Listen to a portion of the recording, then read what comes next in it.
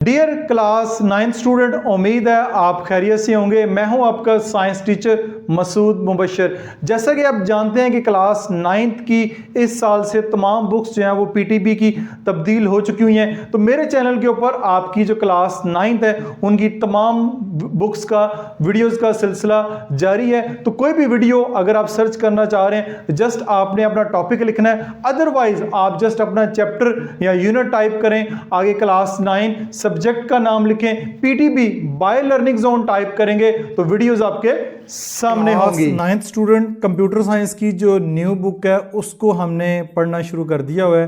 तो unit number 1 introduction to system, इसके बारे में जो मेरी पहली वीडियो है वो आप उम्मीद है देख चुके होंगे। तो आज की वीडियो में जहाँ पे हमने इससे पहले ख़त्म किया था, जो कि हमने थ्योरी ऑफ सिस्टम जो है इससे पहले पढ़ चुके हैं। कार की एग्जांपल मैंने आपके साथ शेयर की थी। सिस्टम जो है थ्योरी क्या होता है, उसके साथ साथ जो आज का जो हमारा टॉपिक है वो शुरू होगा यहाँ पे कंपोनेंट्स। हाँ बिल्कुल, कंपोनेंट्स भी इससे पहले हम जो है वो स्टडी कर चुके हैं। तो हमारा जो टॉपिक आज का एनवायरनमेंट से, यानी यहाँ से एनवायरनमेंट से हम आज के अपने टॉपिक का जो है वो आगाज़ करेंगे। तो उम्मीद है कि आप लेक्चर को एंजॉय कर रहे हो, किसी किस्म का फीडबैक हो तो वो लाजमी दिया करें। तो हमारा जो नेक्स्ट आज का टॉपिक है वो है एनवायरनमेंट। अब एनवायरनमेंट क्या होता है, माहौल की बात हो रही है। अब ये वो वाला माहौल नहीं जो आप रोज़मर्रा ज़िंदगी में देखते हैं, ठीक है। अब कंप्यूटर के अंदर रह के इसको हम देखेंगे एनवायरनमेंट क्या होता है। The environment of a system includes everything external to the system that interact with it. अब जब एनवायरनमेंट की बात करते हैं, सिस्टम की बात करते हैं, उसमें सब कुछ आ जाएगा। एवरीथिंग एक्सटर्नल, जो बाहर की जो भी चीज़ें हैं, टू द सिस्टम, जो बाहर say that interact with it, यानी सिस्टम से बाहर से इंटरेक्शन जिस जिस चीज़ की हो रही है वो एनवायरनमेंट में आता है।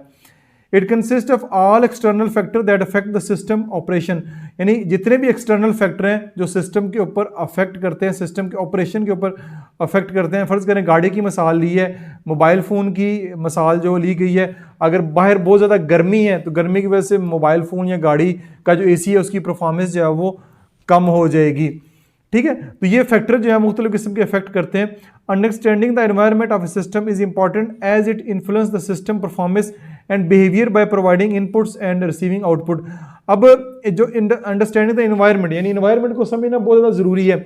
आपने देखो कि बंदा भी जब जो है वो ठीक ठाक हो, लेकिन बाहर अगर गर्मी से आएगा, सख्त गर्मी में आया तो उसका दिमाग घुमा होता है। अब उसका ये मतलब नहीं कि वो पागल है या उसकी तबीयत ठीक नहीं, उसका ऑटोमेटिकल मकसद ये है कि जब वो बहुत ज़्यादा गर्मी से बाहर से आएगा तो उसका गर्मी की वजह से दिमाग घुमा होता है, यानी कि वो उसको चाहिए होता है कि उससे आराम से बात करें। अगर आप गुस्से से बात करेंगे तो और ज़्यादा वो गुस्से से बात करेगा।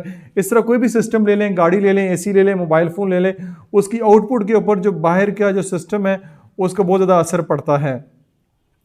Intelligent system adjust to change in their environment to continue their functionality. अब जितने भी इंटेलिजेंट सिस्टम होते हैं वो अपने आप को एडजस्ट करते हैं एनवायरनमेंट के मुताबिक और अपनी जो फंक्शनैलिटी है वो प्रॉपरली जारी रखते हैं। जैसे आपने देखा होगा कि एसी आजकल जो है, पहले नॉर्मल एसी आते थे, अब ऐसे एसी आ चुके हैं जिनका जो आउटडोर जो बाहर लगा होता है वो बहुत ज़्यादा गर्मी में अगर हो तो वो उसको भी बर्दाश्त कर लेता है, उसके मुताबिक भी अपने आप को एडजस्ट करता है। अब यानी चीज़ें हम जो है वो ऐसी बना रहे हैं, मार्केट में जो भी नई प्रोडक्ट्स आ रही हैं, चाहे वो कंप्यूटर है, लैपटॉप है, मोबाइल फ़ोन है, वो अब इस तरह के बन रहे हैं कि जो बाहर की एनवायरनमेंट है उसके मुताबिक जो है वो अपने आप को एडजस्ट करे और उनके फंक्शन में कोई मसला ना आए। There are several properties of a system environment that affect system design and its functionality. बहुत सारी प्रॉपर्टीज़ है जिनका हम जिक्र करेंगे जो कि उसकी फंक्शनैलिटी और डिज़ाइन पे अफेक्ट करती हैं। 2 of these properties are described as below. उसमें जो 2 प्रॉपर्टीज़ हैं वो हमारे सामने जो हैं वो रखी गई हैं। तो उसमें सबसे पहले है स्टैटिक वर्सेस डायनेमिक, यानी कि स्टैटिक वर्सेस डायनेमिक क्या होता है। सबसे पहले स्टैटिक देखते हैं। स्टैटिक क्या होता है, the environment remain unchange unless the system provide an output, there is no change occurring in the environment while the system is working internally. यानी कि ये थोड़ा सा मुश्किल करके आपको दिया गया। आसान एग्जांपल मैं दूं तो वेदर की जो एग्जांपल है, मौसम की जो एग्जांपल है, वो आपका जो वेदर की जो प्रेडिक्शन नॉर्मली हम चेक करना चाह रहे हैं कितनी सर्दी होगी, कितनी बारिश होगी, कितनी गर्मी होगी, तो जो हमें सिस्टम जो है वो आउटपुट दे रहा है, ज़रूरी नहीं है कि उसके मुताबिक वेदर हो भी। यानी अगर वेदर बता रहा है, गूगल बता रहा है कि आज के दिन जो है लाहौर में बारिश होगी, तो वो ज़रूरी नहीं है कि आज के दिन बारिश हो, पॉसिबल नहीं हो सकता बारिश ना हो सकता बहुत थोड़ी हो सकता है अबर आलूद हो। तो ये होता है static environment. The environment remain unchange, देखिए remain unchange unless the system provide an output, यानी सिस्टम जो है वो आउटपुट देगा, एनवायरनमेंट जो है वो अनचेंज रहेगी। There are no change occurring in the environment while the system is working internally. अब डायनेमिक देखते हैं। The environment can change independently of the system output, the system must account for change that occur over time in the environment. अब ये जो है environment में जो भी चेंजिंग आ रही है उसके मुताबिक सिस्टम परफॉर्म करेगा। इसकी मिसाल जो है वो ट्रैफिक सिग्नल की हो सकती है।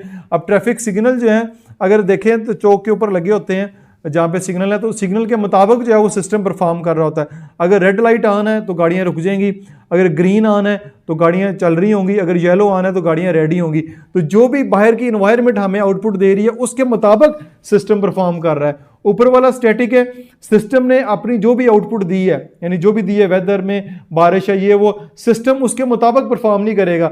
सिस्टम बारिश हो सकती है, नहीं भी हो सकती, लेकिन वेदर जो है वो उसकी गूगल आउटपुट दे रहा है। इधर जो है जो सिस्टम आउटपुट दे रहा है बत्ती की शक्ल में, लाइट्स की शक्ल में, चाहे वो रेड है ग्रीन है, तो इन्वायरमेंट जो है उसके मुताबिक जो है वो परफॉर्म कर रही है। गाड़ियाँ तभी चलेंगी जब लाइट जो है वो ग्रीन होगी। तो ये आपके पास स्टैटिक वर्सेस डायनेमिक जो है वो एनवायरनमेंट आ गई है।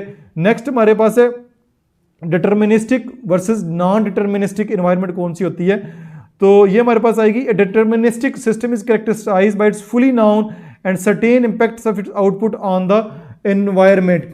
अब ये होता है कि एक deterministic system is characterized by its fully known and certain impact of its output, यानी certain impact होगा on the environment। इसकी एग्जांपल मैं देता हूं, जैसे बैंक के अंदर आप 10,000 50,000 रुपीज जमा करवाते हैं, जितनी आपने इनपुट दी, ठीक है, सिस्टम को, यानी बैंक के सिस्टम को आउटपुट दी आपने 50,000 रुपए की, तो आपके अकाउंट में 50,000 रुपए ही शो होंगे। यानी जो आपने इनपुट दी है उसके मुताबिक ही आपकी आउटपुट भी आएगी इन्वायरमेंट के अंदर, चाहे वो 10,000 है चाहे वो 50,000 है। ये डिटर्मिनिस्टिक इन्वायरमेंट होता है। नॉन डिटर्मिनिस्टिक इन्वायरमेंट क्या होती है? The impact of the system output on the environment is characterized by inherent uncertainty, randomness और प्रोबेबिलिटी।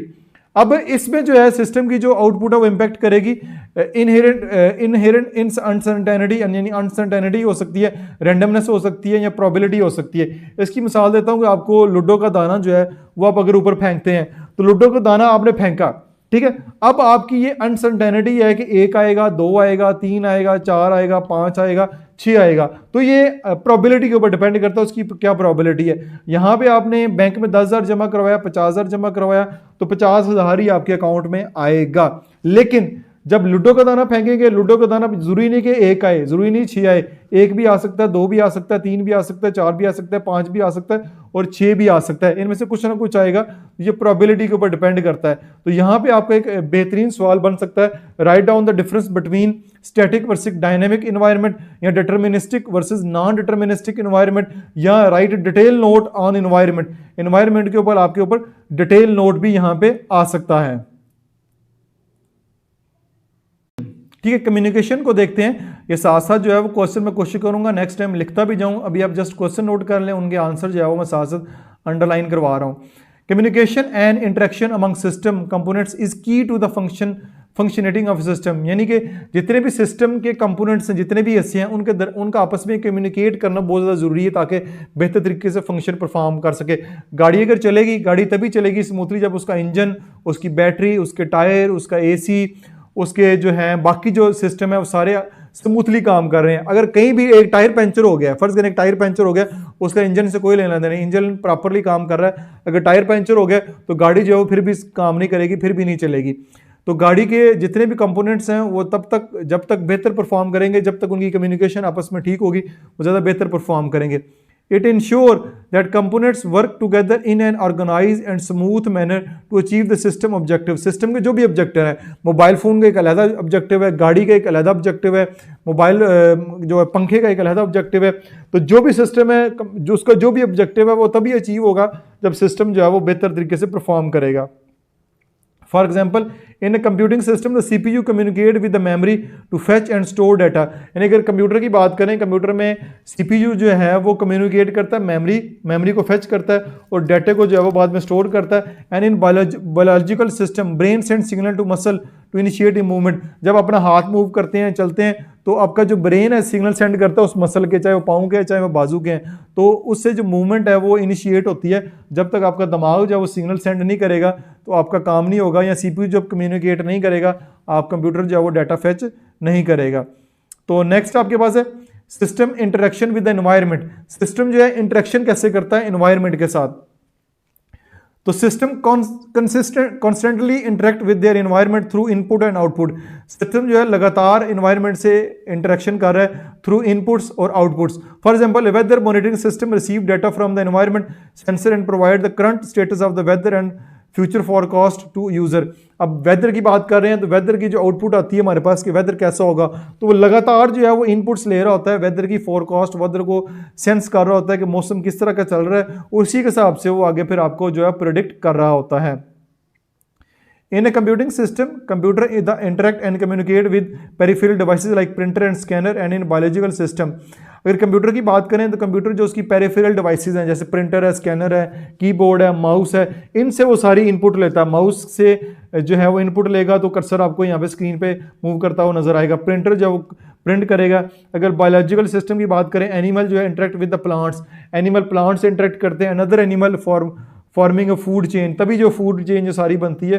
यानी जो जितने भी सिस्टम है उनका इंटरेक्शन जो है एनवायरनमेंट से ज़रूरी है इनपुट आउटपुट्स की शक्ल में, तभी जो है वो आगे चल के बेहतर परफॉर्म करेंगे। तो नेक्स्ट जो है वो आपके पास activity, class discussion, brainstorming and system mapping है।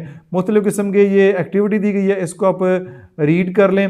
फिर एक एक्टिविटी डिज़ाइन है, सिंपल सिस्टम के बारे में कहा गया है। ये समझने की आता है कि आप इसको समझें ताकि आपको जितना हमने पढ़ा है वो ज़्यादा बेहतर तरीके से समझ आ सके। लेकिन अगला नेक्स्ट टॉपिक जो है वो हम आगे चल के शुरू करेंगे। तो आज की वीडियो को यहीं पे स्टूडेंट, उम्मीद है आपने पहले की तरह इस वीडियो को भी भरपूर एंजॉय किया होगा। किसी किस्म का क्वेश्चन हो कमेंट सेक्शन में पोस्ट करें। ना सिर्फ मैं आपके क्वेश्चन रीड करता हूं बल्कि उनको रिस्पॉन्स भी करता हूं। वीडियो को लाइक और शेयर जरूर कीजिएगा। अपना बहुत सारा ख्याल रखिएगा। This is Masood Mubashar signing of.